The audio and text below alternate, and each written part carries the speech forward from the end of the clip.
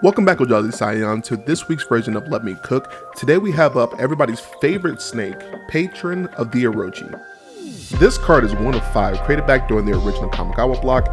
It is a 8-cost 7/7 spear with Snake Offering. Snake Offering says that you may play this card anytime that you can play an instant by sacrificing a snake and paying the difference in mana cost between this and the sacrificed snake.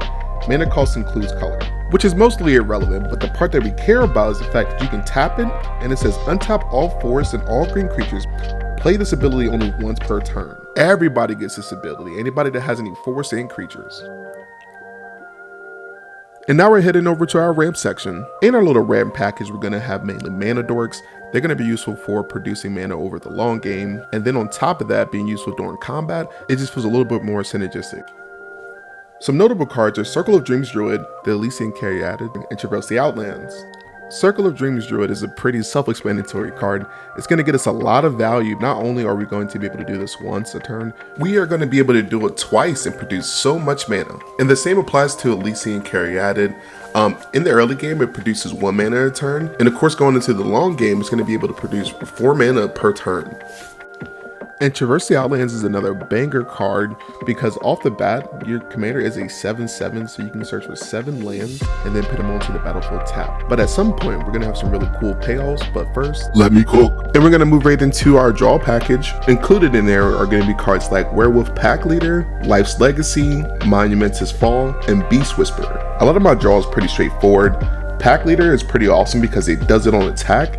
So if you attack with power 6 or greater, you just get to draw a card. Pretty straightforward, I like it, it's simple. And then we have Monumentous Fall and Life Legacy, so I'll put those inside of the same category. I plan on having some, bigger things coming towards the end, which I'll get into, of course. And I mean, right off the bat, our commander is a 7/7, so draw 7 cards. And Beast Whisperer is kind of boring, not gonna lie, but Last March of the Ents though, it is a 8-cost sorcery that says this spell cannot be countered, and draw cards equal to the greatest toughness among creatures you control, then pit any number of creature cards from your hand onto the battlefield. That is insane. Let me cook. Alright, it's time for the pitch. The moment you guys all been waiting for. We are doing BGE, or Big Green Energy.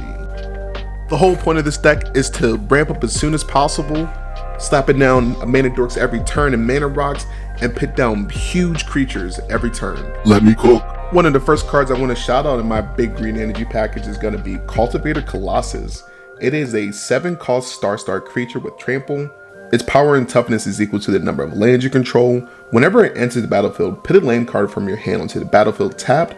If you do, draw a card and repeat the process. Another card I want to highlight that isn't as splashy but is really cool is Ant Queen. It is a 5-cost insect creature with pay 2, put a 1/1 green insect creature token onto the battlefield, which is pretty simplistic but is really effective.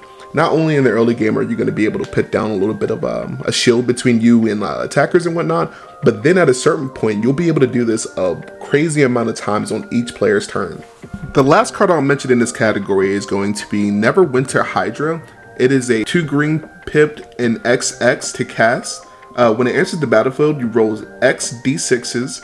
It enters the battlefield with a number of +1/+1 counters on it, equal to the total of those results. It has Trample and Ward 4. It's super fun. I cast it here recently, and it came onto the battlefield with 16 counters on it. One of my favorite things about this card is that it scales really well. In the early game, you can put it down as like a simple creature just to block with or swing with as well.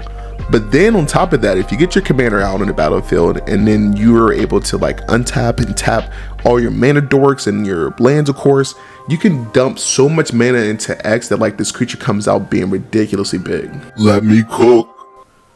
And now we're moving on down to our utility pieces. I'm going to highlight a couple cards that like don't have a specific area that they fit in, but what they do is they just make things a little bit more smooth, or they're just here for fun, honestly. The very first card I'm going to mention is going to be Elven Cores. It's a 4-cost enchantment that says you may look at the top card of your library at any time. You may cast a creature from the top of your library, and it says creatures you control tap for a mana, which is pretty spectacular. Our next card I'm going to highlight here is going to be Vivian, Champion of the Wilds. It's a 3-cost planeswalker with 4 loyalty that has a passive ability that says you may cast creature spells as though they had flash. You can +1 it, and it says until the end of your next turn, up to 1 target creature you control gains vigilance and reach. And then you can -2 it, And it says, look at the top 3 cards of your library, exile one of those cards face down, and put the rest on the bottom of your library in a random order. For as long as that card is in exile, you may look at that card and you may cast it if it's a creature card. The cool thing about this card is if they decide to get rid of your Vivian, you're still able to cast that card even though it's in exile. And the last card I'm going to mention is honestly just for the lulz. So that card is going to be Yavimaya, Cradle of Growth, that says each land is a force in addition to its other types. Listen, I know that everybody's all about grinding this game and winning and crushing your opponent and everything like that, but this is honestly just kind of funny. So I threw it in there. Let me cook. This next area I call our contingency plan, because things can go south, but you want to be a little prepared for it. You know, I'm not going to have like an overabundance of these, like just in case cards, but I did want to highlight a couple of these. So the first one's going to be Shigeki. It's a 2-cost 1/3. He's fairly simple. You just pay 2, you tap him, you return them back to your hand, reveal the top 4 cards of your library. You can put a land card from among them into the battlefield tapped, and then put the rest into your graveyard. The cool thing about him though is he has a channel ability where you can pay XX and 2 green, you discard him, and then you return X target non-legendary cards from your graveyard to your battlefield. So it brings back the cards back to your hand. The cool thing about him though is not only is he mana ramp in the early stages, he's also double mana ramp because he is also a snake, so you can sacrifice him to get your commander out a little bit early. That and the fact that he doubles as recursion if necessary is pretty awesome. I do want to give a big shout out to this really cool card called the Skull Spore Nexus. It is a 8-cost legendary artifact that says this spell costs X less to cast, where X is the greatest power among creatures you control. Whenever one or more non-token creatures you control dies, you create a green fungus creature dinosaur with base power and toughness equal to the total power of those creatures. You can pay 2 and then tap this artifact, and it says double target creature's power until end of turn. As you can see, I really love me some double purpose cards.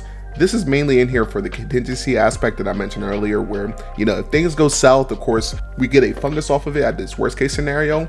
One of the other cool aspects is it can just double the power of a creature that you have as well, which is really awesome. Let me cook. And moving on to our last section, and this is going to be our win cons. It's pretty straightforward as far as like our win cons in general in the stack. Our plan is to put down big creatures and of course bonk people over the head. A lot of the creatures that I have inside of this deck list have trample inadvertently, so of course you can put like other anthem effects in there to make them a little bit bigger if you're interested in something like that.